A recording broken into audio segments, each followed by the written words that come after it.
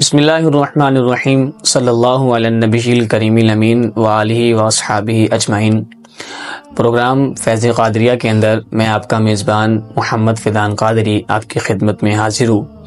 ہماری خوش بختی کہ آج ہمارے اس پروگرام میں سید زادہ تشریف لائے، انتہائی عزت کے لائق، احترام کے لائق جناب سید عاطف علی شاہ صاحب آپ تشریف لائے۔ اللہ تعالیٰ آپ کے علم و عمل میں مزید برکتیں اور وسعت عطا فرمائے۔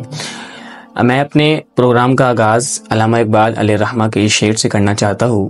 آپ علیہ الرحمہ نے ارشاد فرمایا کہ محمد سے وفا تو نے تو ہم تیرے ہیں، یہ جہاں چیز ہے کیا لوح و قلم تیرے ہے۔ آج اس پروگرام کے اندر ہم علامہ اقبال علیہ الرحمہ کے ابتدائی زندگی کے بارے میں بحث کریں گے۔ تو شاہ صاحب، آپ علامہ اقبال علیہ الرحمہ کی ابتدائی زندگی کے بارے میں ہمیں کچھ بتائیں کہ آپ کی ابتدائی زندگی کیسی تھی؟ بسم اللہ الرحمن الرحیم، والصلاۃ والسلام علیک یا سیدی یا رسول اللہ وعلی آلک و اصحابک یا سیدی یا حبیب اللہ۔ جی فیضان صاحب، بہت شکریہ، آپ نے ہمیں اپنے پروگرام میں بلایا، پہلی بات تو یہ ہے۔ اور دوسری بات کہ آپ نے کہا کہ علامہ اقبال رحمہ کے ابتدائی حالات، ابتدائی زندگی۔ علامہ اقبال رحمہ 9 نومبر 1877 کو جو سیالکوٹ میں پیدا ہوئے، اور آپ نے ابتدائی جو زندگی ہے آپ نے وہیں پر گزاری۔ علامہ اقبال رحمہ کو ابتدائی جو تربیت وہ آپ کی والدہ نے کی، اور آپ کی والدہ ایک نیک خاتون تھی، اور آپ کے والد شیخ نور محمد وہ بھی دینی ذہن رکھنے والے شخص تھے اور نیک آدمی تھے۔ علامہ اقبال فرماتے ہیں کہ ایک جگہ کہ اپنے اشعار میں ہی فرماتے ہیں کہ مجھے جو ہے نا عشق رسول یہ میری والدہ سے مجھے عطا ہوا ہے۔ اور دوسری بات جو والد کے بارے میں فرماتے ہیں کہ ایک مرتبہ میں میٹرک کا امتحان دے رہا تھا، تو میں جب مجھے والد نے کہا کہ جب آخری پیپر تھا نا تو کہا کہ جلدی آنا، میں نے نا آپ کو ایک خاص بات بتانی ہے۔ تو فرماتے کہ میں آخری پیپر دے کے جلدی نیچے آیا، تو نیچے امتحان گاہ میں بیٹھے ہوئے تھے آپ میرے والد، انہوں نے کہا کہ بیٹے آج تجھے میں نے ایک اہم بات بتانی ہے۔ تو آپ نے فرمایا وہ کیا بات ہے؟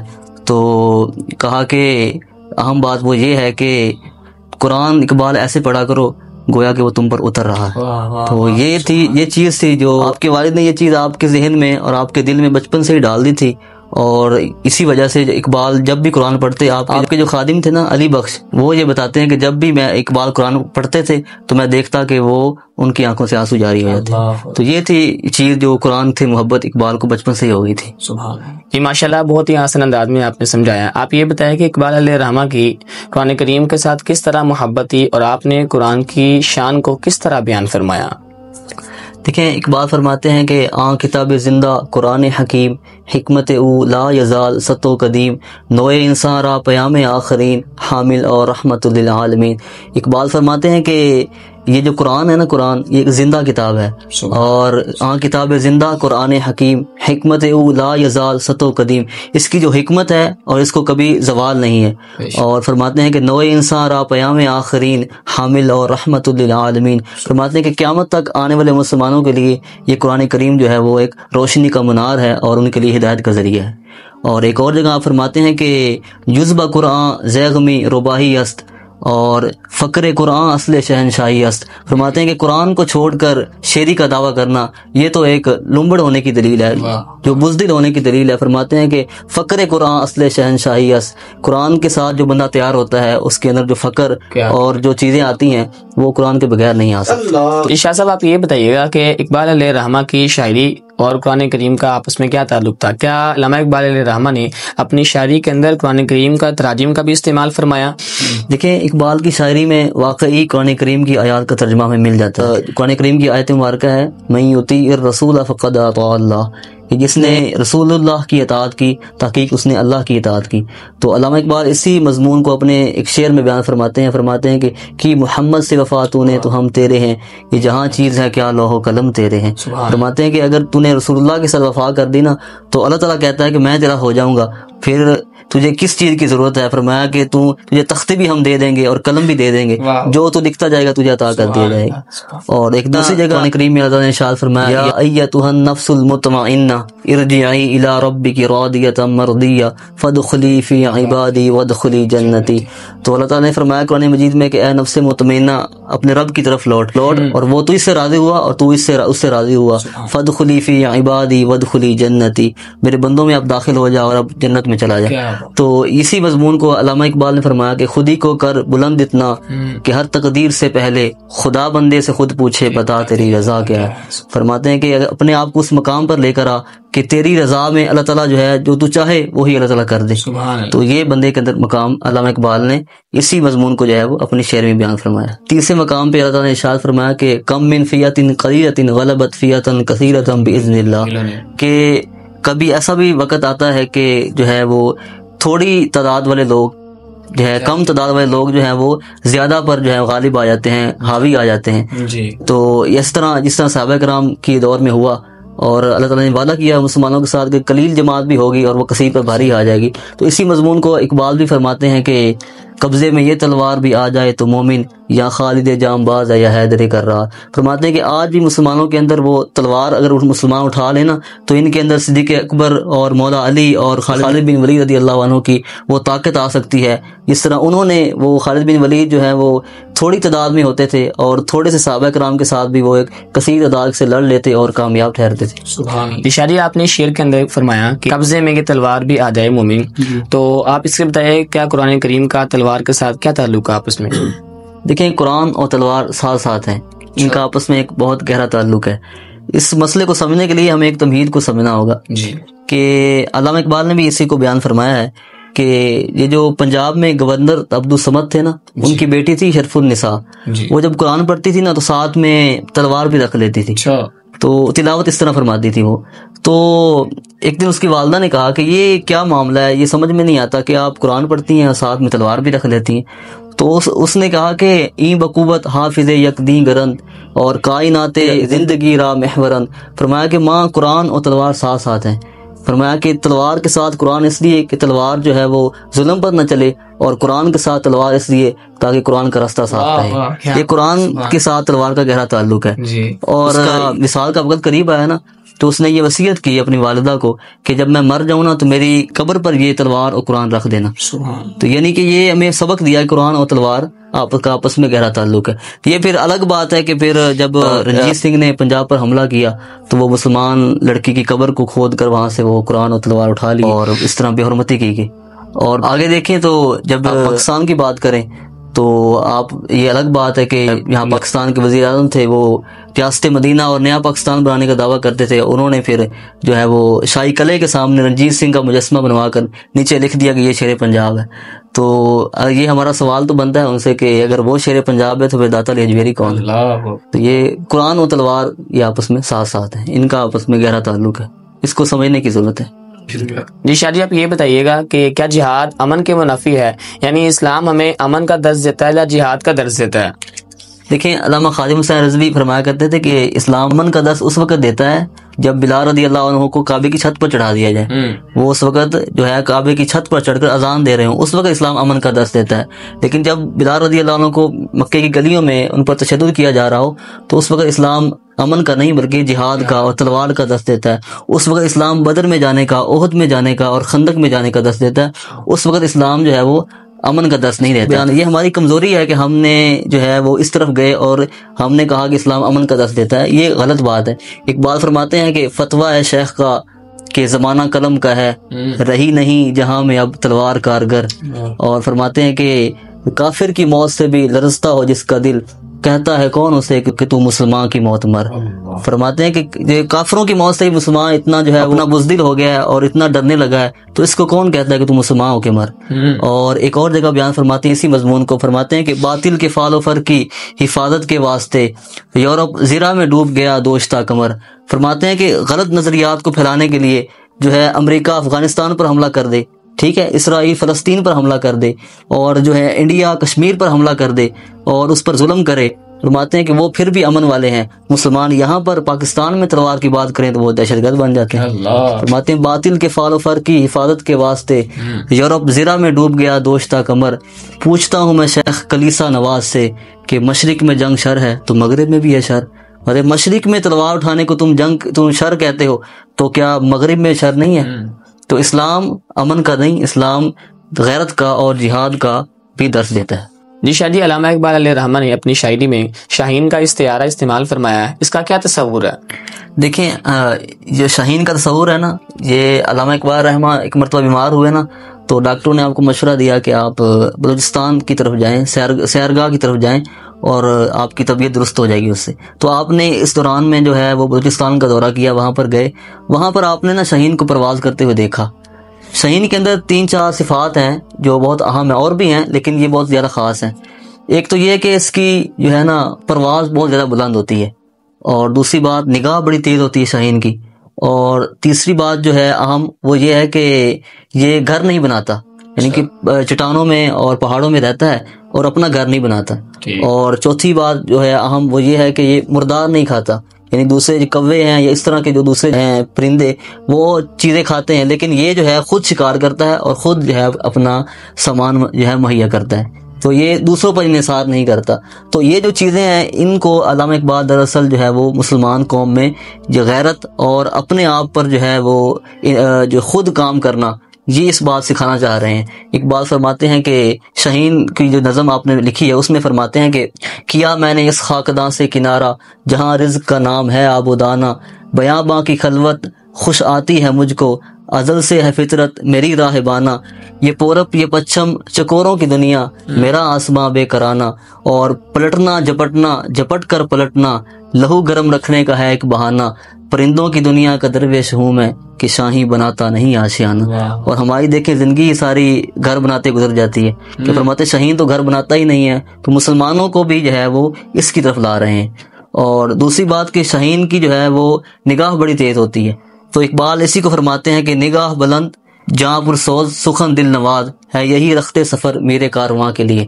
فرماتے ہیں کہ مسلمان نے اگر میرے کارواں بننا ہے نا تو اس کے اندر جو ہے وہ نگاہ اس کی بلند ہونی چاہیے، اور سخن دل نواز، اور جان کے اندر جو ہے وہ صوت اور عشق ہونا چاہیے۔ اور اسی طرح فرماتے ہیں کہ اس کی جو تیسری اہم خوبی ہے وہ یہ ہے کہ اس کی جو ہے پرواز بڑی بلند ہوتی ہے۔ فرماتے ہیں کہ ہوائے تند و تیز سے نہ گھبرائے عقاب، یہ تو چلتی ہے تجھے اور اونچا اڑانے کے لیے۔ فرماتے ہیں اگر مشکل وقت مسلمان پر آ گیا ہے تو اس کو گھبرانا نہیں چاہیے، کہ یہ مشکل وقت ہی اس کے لیے جو ہے ایک اچھے وقت کی نوید لا رہا ہے، اس کے لیے ایک خوشی کا وقت قریب ہے۔ اور چوتھی اور اہم بات جو وہ یہ ہے کہ جو ہے یہ مردار نہیں کھاتا، اپنا جو ہے شکار خود کرتا ہے۔ تو اس کو یہاں سمجھنے کے لیے علامہ اقبال نے اس کو سوال مولانا روم کی بارگاہ میں یہ سوال کر دیا کہ اس معاملے کو سمجھائیں، یہ کیا معاملہ ہے۔ کہا کہ یہ کیا ہوا کہ صحابہ کرام جو ہے وہ رسول اللہ صلی اللہ علیہ وسلم نے جب جہاد کا حکم فرمایا اور احد کی طرف جانے کا اور بدر کی طرف جانے کا جب حکم فرمایا، تو ایک وہ منافقین تھے جو غزوہ احد میں 1.5 میل بھی نہ چلے اور مقام شوق سے واپس آ گئے، اور ایک وہ صحابہ کرام تھے کہ انہوں نے کہا حضور آپ حکم تو فرمائیں، ہم کیسے اور کس طرح سے بھی جنگ چھیڑ دیں گے۔ تو کہتے ہیں یہ معاملہ مجھے سمجھ نہیں آ رہا، آپ مولانا روم کو اپنا روحانی پیر مانتے ہیں، تو ان کی بارگاہ میں سوال کر دیا کہ اس کا جواب دیں، یہ بات سمجھ میں نہیں آ رہی۔ فرمانے لگے کہ اے شریک مستی خاصان بدر، میں نہیں سمجھا حدیث جبر و قدر، مطلب یہ معاملہ مجھے سمجھ میں نہیں آیا، یہ کیا معاملہ سمجھائیں مجھے۔ تو مولانا روم نے فرمایا کہ بال بازاں راہ سوئے سلطان برد اور بال زاغاں راہ بگورستان برد۔ فرماتے ہیں کہ جو پر ہوتے ہیں نا، پر یہ شاہین کے بھی ہوتے ہیں اور پر کوے کے بھی ہوتے ہیں، لیکن شاہین کے پر اسے بادشاہوں کے ہاتھوں پہ لے جاتے ہیں، لیکن کوے کے پر اسے گندگی پر لے جاتے ہیں۔ فرماتا ہے کہ جو صحابہ کرام تھے وہ شاہین کی صفات کو اپنانے والے تھے اور اچھائی اور اس طرف جو ہے جہاد کو اپنانے والے تھے، تو انہوں نے جا کر وہ جو ہے مشکل وقت میں رسول اللہ صلی اللہ علیہ وسلم کے ساتھ کھڑے ہوئے، لیکن جو ہے کفار وہ کوے کی صفات رکھتے تھے اور وہ گند کو پسند کرتا ہے اور وہ مقام شوق سے واپس چلے گئے۔ تو مطلب یہ جو چیز ہے مولانا روم سے لے کر علامہ اقبال ہمیں جو ہے ہماری زندگیوں میں یہ چیز ڈالنے کی کوشش کر رہے ہیں اصل میں۔ تو یہی شاہین کا جو ہے استعارہ آپ نے استعمال فرمایا کہ مسلمانوں کو بھی جو ہے وہ نوجوانوں کو شاہین کی طرح بننا چاہیے۔ جی شاہ جی، بھی آپ نے فرمایا کہ اقبال علیہ رحمہ مولانا رومی کو اپنا ظاہری پیر مانتے تھے، تو آپ ان احباب کا یعنی اقبال علیہ رحمہ اور مولانا رومی علیہ رحمہ ان کا آپس میں کیا تعلق تھا؟ دیکھیں ایک علامہ اقبال اور مولانا روم رحمہ ان کے جو ہے دور میں تو بہت زیادہ فرق ہے، وہ پہلے گزرے ہیں اور علامہ اقبال بعد میں آئے ہیں، لیکن روحانی طور پر آپ ان کو اپنا پیر مانتے ہیں اور آپ نے ان کے مزار شریف پر بھی حاضری دی اور ان کو جو ہے اپنا روحانی پیر مانا۔ آپ نے کلیات اقبال کے آخر میں یہ جو ہے وہ سوال کیا ہے اردو میں، اور جواب جو ہے مثنوی شریف سے مولانا روم سے لیے ہیں، تو آپ نے ان کو یہ مرید ہندی اور پیر رومی کے نام سے اس کو لکھا ہے۔ تو اقبال کے میں اس سے آپ کو کچھ اشعار سنا دیتا ہوں۔ ایک اور جگہ آپ نے سوال کیا مولانا روم سے کہ فرماتے ہیں کہ پڑھ لیے ہیں میں نے علوم شرق و غرب، روح میں باقی ہے اب تک درد و کرب. فرماتے ہیں کہ میں نے مشرق بھی پڑھا، مغرب بھی پڑھ لیا، سب تعلیم حاصل کر لی ہے، لیکن ابھی تک بھی روح میں نا وہ درد ہے اور سکون نہیں آ رہا، یہ کیا وجہ ہے؟ تو مولانا روم فرمانے لگے کہ دستے ہر نہ اہل را بیمارت کند، سوئے مادر آ کے تیمارت کند. فرمایا کہ تو ادھر انگریزوں کے پاس رہا اور ادھر جو ہے ان اہلوں کے پاس رہا، انہوں نے تیری بیماری میں اضافہ ہی کرنا تھا. فرمایا سوئے مادر آ، اپنی اصل کی طرف آ، دین کی طرف آ، علماء کی طرف آ، یہ تیری بیماری کا علاج کر دیں گے. اور ایک اور جگہ آپ نے آخر میں سوال کر دیا مولانا روم سے، جب آپ یہ پاکستان بن رہا تھا آپ نے 1930 میں اس کا جو ہے خواب تو دے دیا تھا پاکستان کا، لیکن پھر بھی جو ہے وہ لوگ آپ کے ساتھ مل نہیں رہے تھے، آپ جو ہے وہ پریشان تھے. تو آپ نے سوال کر دیا کہ میں بھی مولانا روم سے کہا کہ میں بھی اب یہی کروں کہ چپ کر کے اندر بیٹھ جاؤں اور اللہ اللہ کروں اور چھوڑ دوں یہ کام.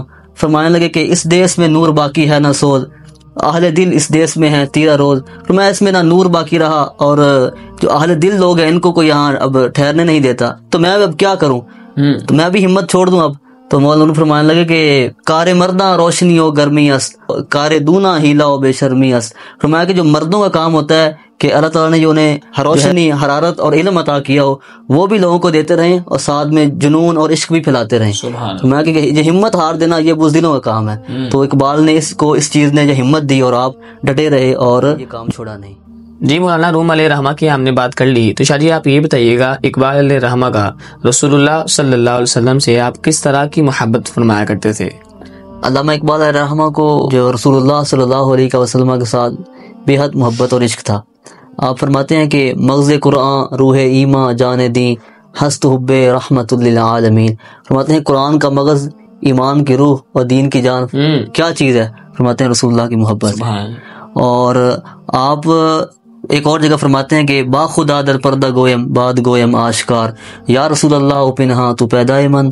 فرماتے ہیں کہ جب یا رسول اللہ میں اللہ سے بات کرتا ہوں نا تو پردے میں بات کرتا ہوں، وہ مجھ سے چھپا ہوتا ہے، لیکن جب میں آپ سے بات کرتا ہوں تو آمنے سامنے بات کرتا ہوں. کیا بات! یہ ہے ایک علامہ اقبال کو رسول اللہ کے ساتھ عشق. اور علامہ اقبال نے ساری زندگی جو ہے یہ دیکھیں آپ کس طرح بات کر رہے ہیں کہ میں آمنے سامنے بات کرتا ہوں، حالانکہ آپ ساری زندگی جو ہے وہ حج پر ہی نہیں گئے.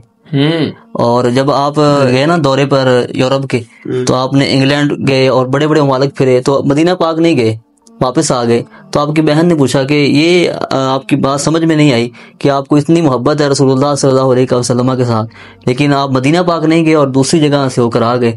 تو فرمانے لگے کہ میرے گناہ اتنے زیادہ ہیں کہ مجھے شرم آتی ہے کہ میں رسول اللہ کے سامنے جاؤں. اور فرماتے ہیں کہ ہاں ایک طریقہ ہے کہ میں جس کے ساتھ رسول اللہ کے سامنے پیش ہو سکتا ہوں.